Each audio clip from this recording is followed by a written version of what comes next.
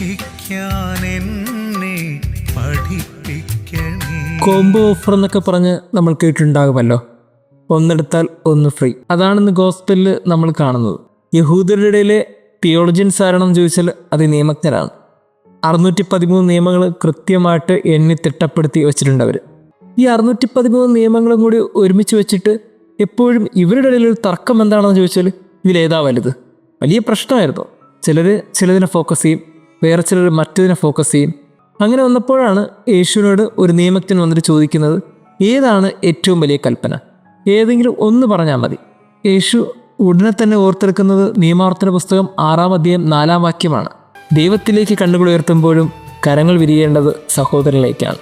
ഇങ്ങനെ സ്നേഹത്തിൻ്റെ ഒരു പുതിയ പാഠം അന്ന് ക്രിസ്തു പഠിപ്പിച്ചു. സ്നേഹത്തിനിപ്പോഴും കോംബോ ഓഫർ തന്നെയാണ്. ഒന്ന് കിട്ടിയാൽ മറ്റൊന്ന് ഫ്രീ ഉണ്ട്.